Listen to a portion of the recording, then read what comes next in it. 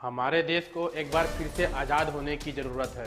धर्म से, राजनीति से, जाति से और इन राजनीतिक पाखंडों से। 2 दिन निकलता नहीं कि एक नया रेप के सामने आ जाता है। बहन बेटियों के साथ दुष्कर्म का मामला सामने आ जाता है। आज हमारे देश के लिए बहुत ही दुर्भाग्य की बात है कि 15 अगस्त मनाए भी नहीं थे, आज़ादी का त्यौहार मना भी नहीं था, रक्षाबंधन को गए ज़्यादा दिन हुए भी नहीं थे और एक बार फिर से इस देश की बेटी के साथ दुष्कर्म हो गया।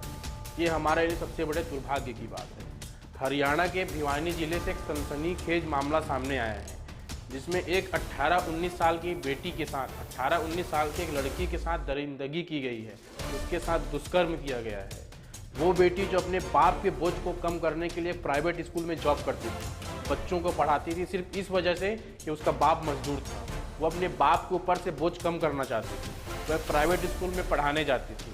उसी शाम उसे पता चला कि नर्सिंग कॉलेज का फॉर्म निकला है, तो वो सोची कि उसमें फॉर्म भर दूँ और वो अपने पापा को कॉल करती है, अपने पिताजी के पास कॉल करती है। और थोड़ा सा ही बात होता है, शाम के टाइम में करीब 6 बजे का टाइम होता है। अपने पापा से बात करती है, फ़ोन कट हो जाता है। उनके पापा उसको कॉल करने की कोशिश करते हैं लेकिन कांटेक्ट नहीं हो पाता है। ऐसे करके रात निकल जाती है।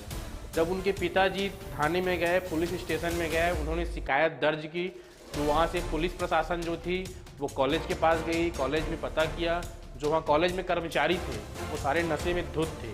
और उन जब कर्मचारियों से पूछा गया कि आपने क्या यहाँ मनीषा को देखा है, वो बोले कि नहीं, यहाँ मनीषा नहीं आई थी। उसके बाद उसके पिताजी ने यह भी उनसे गुजारिश की कि आप CCTV फुटेज एक बार चेक करा लें, लेकिन उन अधिकारियों ने जो नशे में धुत थे उन्होंने ये बोला कि स्टाफ नहीं है, ये नहीं है, वो नहीं कर, बहाना मार दिया। और पुलिस ने भी ऐसा जवाब दिया जो शायद किसी बाप के दिल को चीर दे। पुलिस ने ये जवाब दिया कि जवान बेटी है, आ जाएगी, किसी के साथ भाग गई होगी, शादी का कार्ड लेके 2-3 दिन में आ जाएगी, पिकनिक मनाने गई होगी। एक बाप के दिल को चीर दी उस बात को। आज ये हमारी पुलिस जो हमारे देश में ये बात बोलती है, यही फ़र्क है हमारे देश की पुलिस प्रशासन में और किसी और देश के पुलिस प्रशासन में। हमारे देश में पुलिस के पास लोग अपने आप को सेफ फील नहीं करते। दूसरे देश में लोग पुलिस के पास अपने आप को सेफ फील करते हैं, अपने आप को सुरक्षित मानते हैं, अब मैं सुरक्षित हूँ। लेकिन हमारे देश में ऐसा बिल्कुल नहीं, पुलिस के द्वारा ऐसा जवाब दिया गया। लेकिन उसके एक दिन बाद जब एक इंसान, एक किसान जब रास्ते से गुजर रहा था, तब उसने देखा कि एक लाश पड़ी हुई है। जब लाश के पास गया तो वहाँ देखा गया कि एक लड़की गिरी हुई है, उसको मौत की घाट उतार दिया गया है, उसके साथ दुष्कर्म किया गया है। करीब 95% उसे गले को काट दिया गया था धारदार हथियार से। उस बच्ची के ऊपर तेजाब डाल दिया गया था चेहरे पे, ताकि उसकी पहचान न की जा सके। इतनी दरिंदगी उसके साथ की गई थी कि देखने वाले के रोंगटे तक खड़े हो गए। लेकिन आज हमारे देश का पुलिस प्रशासन, आज हमारे देश के सिस्टम को कोई फर्क नहीं पड़ता इससे। उस लड़की के साथ रेप हो चुका था, उस लड़की के साथ दुष्कर्म हो चुका था। लेकिन अगर पुलिस प्रशासन उस दिन कड़ी कार्रवाई करती, अगर पुलिस प्रशासन उस एक बाप के चीख को समझ लेती, उस बाप के पुकार को समझ लेती, उसे उल्टा जवाब न देकर अगर उस बाप की बात सुनकर अगर CCTV फुटेज निकाल लिया गया होता, तो शायद आज उस बेटी के साथ ये नहीं होता।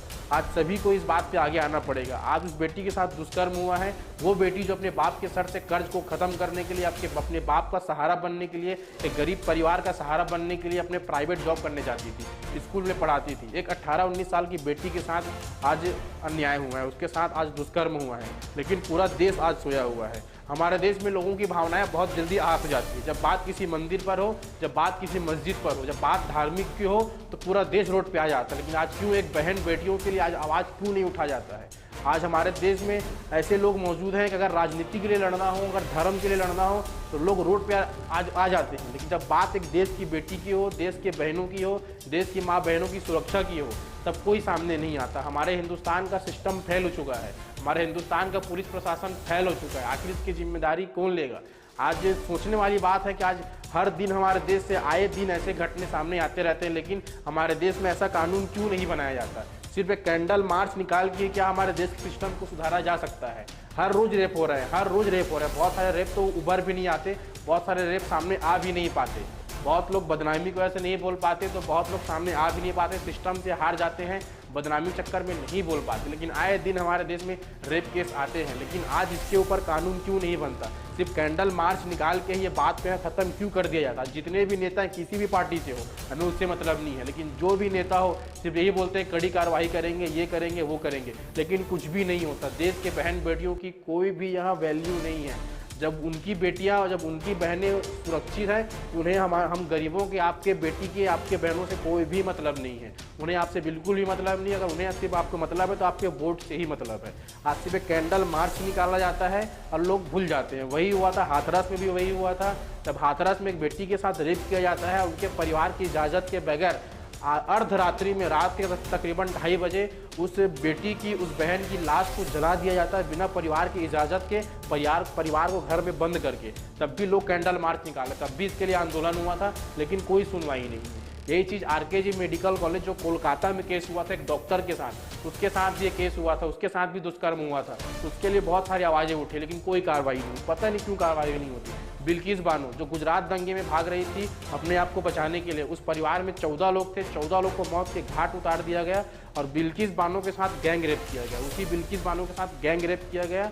और जब वो सुनवाई हुई उस केस के ऊपर, और जब सुप्रीम कोर्ट ने सुनवाई के बाद, सीबीआई जांच के बाद जब उन पर सजा दिला दिया, वो जेल चले गए। उसके बाद जब हम आज़ादी का 75वां स्वतंत्रता दिवस जब हम मनाते हैं, अमृत महोत्सव जिसे नाम दिया गया था, उसी दिन वो दरिंदे जेल से वापस निकल कर आ जाते हैं। और उसके लिए सरकार, उसके लिए कोर्ट क्या बोलती है कि अच्छे लोग हैं, ये ब्राह्मण लोग हैं, पूजा पाठ करने वाले लोग, इसलिए इनको बाहर कर दिया गया। कितनी सोचने वाली बात है ना कि एक रेपिस्ट को बोलते हैं एक जाति के नाम पर, धर्म के नाम पर छोड़ दिया जाता है। तो हमारे देश में यही होगा, जब रेपिस्ट के खिलाफ कोई कार्रवाई नहीं होगी, जब इनके खिलाफ कोई कानून नहीं लाया जाएगा, तब कैसे लोगों को हम बचा सकते हैं? आज वक्फ बिल के नाम पे लोग कानून लाते हैं, आज 3 तलाक के लिए लोग कानून लाते हैं, जीएसटी बिल रातों रात वहाँ पास हो जाती है, एनआरसी के लिए कानून आता है, बहुत सारे कानून हमारे देश में पास हो जाते हैं। लेकिन आज बहन बेटियों की जब हिफाजत की बात आती है, आज जब बहन बेटियों की जब सुरक्षा की बात आती है, तब ये कानून कहाँ चले जाते हैं? तब हमारे देश का सिस्टम कहाँ मर जाता है? तब सरकार कहाँ सो जाती है? हमारे देश में जो बेटी है, जो बहनें हैं, उनकी कोई इज्जत नहीं है। उनकी सुरक्षा की जवाबदारी किसकी है?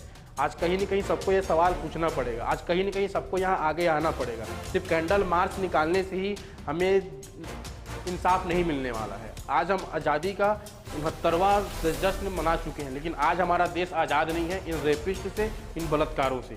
कोई भी रेप करता है, आराम से पकड़ा जाता है, पकड़ने के बाद उसे 1 साल, 2 साल, 5 साल की सज़ा होती है और उसे फिर आज़ाद छोड़ दिया जाता है। क्या ये हमारे देश का कानून है?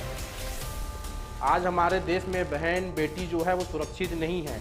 आज हमारे देश में रोज़ नए नए केस आ रहे हैं कि आज बहन बेटियों के साथ रेप हो रहा है, बलात्कार हो रहा है, दुष्कर्म हो रहा है, लेकिन आज इसके जिम्मेदार कौन है हमें बिल्कुल भी समझ में नहीं आ रहा है। आप रेपिस्ट को नहीं ढूंढ पाते, लेकिन अगर जब बात मंदिर मस्जिद को हो, तब आपसे बुलडोजर चल जाता है, लोगों के आशियाने तोड़ देते हैं आप, लोगों के घर में बुलडोजर चल जाता है, उनके घर तोड़ दिया जाता है। तब आपका कानून और आपका पुलिस प्रशासन बहुत ही जल्दी काम करता है। तब लोगों की भावनाएं भी आहत हो जाती हैं। तब लोग नींद से जग जाते हैं कि नहीं हमारे देश में कुछ हो रहा है। लेकिन जब बात इस देश की बेटियों की आती है, जब बात इस देश के बहनों की आती है, जब बात महिलाओं की आती है, तब सरकार कहाँ मर जाती है? सरकार को आज जवाब देना पड़ेगा। आज हमारे देश में कानून पास होना चाहिए, और अगर आप कानून पास नहीं कर सकते तो उन रेपिस्टों को, उन दरिंदों को जनता के हवाले कर दिया जाए। उनका जो अन्याय के खिलाफ जो लड़ाई लड़ना है वो जनता खुद लड़ लेगी। आज अगर सरकार नहीं लड़ सकती, आज अगर सरकार इंसाफ नहीं कर सकती, आज अगर सिस्टम इंसाफ नहीं कर सकता, आज पुलिस प्रशासन इंसाफ नहीं कर सकता, तो उन्हें छोड़ देना चाहिए।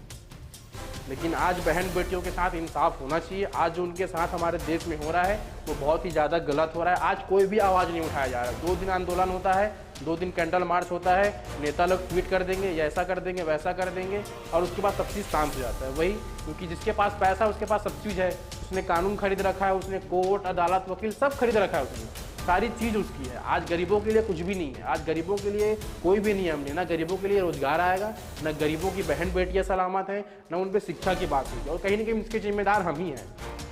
आज इस देश की जनता इसकी जिम्मेदार है, क्योंकि हमने अपने बहन बेटियों की सुरक्षा के लिए वोट नहीं दिया, हमने शिक्षा के लिए वोट नहीं दिया, हमने रोजगार के लिए वोट नहीं दिया, हमने सिर्फ धर्म की राजनीति के लिए वोट दिया। हमने सिर्फ मंदिर मस्जिद के लिए वोट दिया। तो जिस चीज़ के लिए हम वोट देंगे वही चीज़ हमको मिलेगी।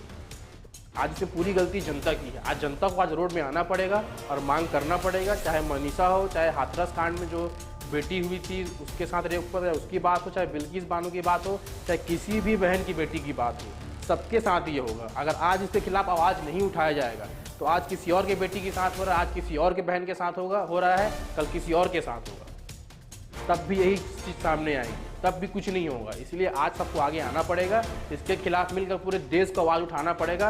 अगर आप अपने बहन बेटियों की हिफाजत सुरक्षा चाहते हैं, आप सबको मिलकर आवाज़ उठाना पड़ेगा, नहीं तो यहाँ आपकी कोई भी सुनवाई नहीं है। फिर से दोस्तों मिलेंगे एक नई वीडियो में, तब तक के लिए गुड।